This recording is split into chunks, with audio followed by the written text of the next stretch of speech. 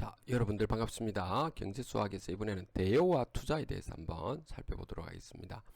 자, 대여라고 하는 부분은 원금이 지금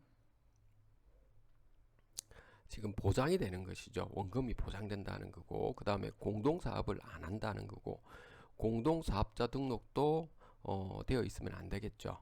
그래서 대인 경우에는 개인에게 만약에 그 채무자한테 연 20%의 이자율을 적용하고요.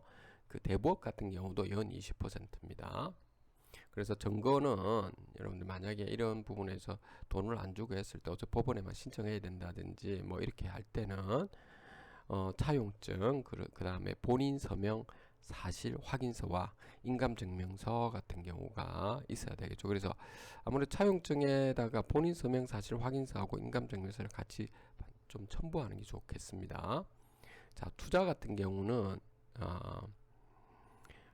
조합 형태로 일반적으로 되어 있죠. 그래서 익명조합, 내적조합, 그 다음에 조합계약 이런 식으로 크게 이렇게 나누게 되는데, 익명조합 같은 경우는 그 원금 보장은 안 되는 거죠. 공동사업도 안 하고, 그 다음 공동사업자 등록도 안 하는 겁니다. 그런데도 이게 자기 이름은 안 밝히고 우리가 뭐 바지 사장 세운다는 사람들 있죠. 그 임명조합이라 생각하면 되겠습니다. 손실이 아무리 크더라도 투자금만 날리면은 좀 그뿐인 거죠. 그래서 그런 부분이죠. 임명조합은. 내적조합이라는 것은 그 원금 보장은 안 되는 거죠. 원금 보장은 안 되는데 공동사업으로 경영을 같이 하는 겁니다. 내적조합은. 그리고 그 다음에 이게 공동사업자 등록은 안 하는 거고요. 그래서 손실이 나면 그에 대한 책임을 내부적으로 끝까지 부담합니다. 공동사업을 같이 경영했기 때문에. 그래서 제3자에 대해서 직접적인 채무 부담은 없는 거죠. 왜냐하면 여기에 있는 것처럼 있죠. 우리가 등기라든지 이런 부분이 안 되기 때문인 거죠.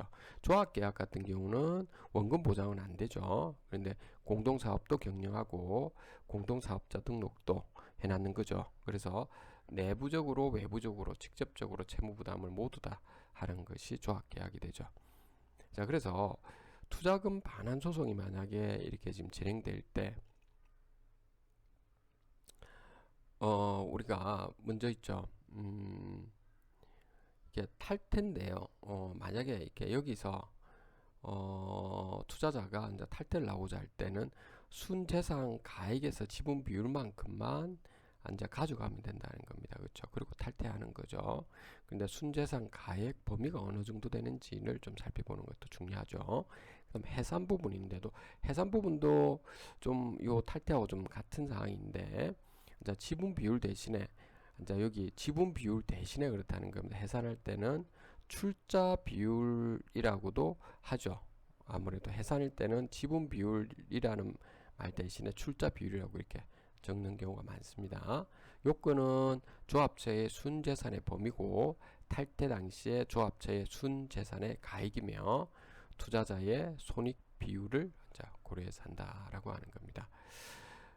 자, 어떤 경우에는 이게 투자인지 대여인지 애매한 경우가 있는데, 이런 경우에 만약에 뭐 소송이 들어갔다든지 뭐 이런 일이 벌어지게 되면 주의적 예비적 청구를 각각을 하는 것이 좋다라고 하는 거고요.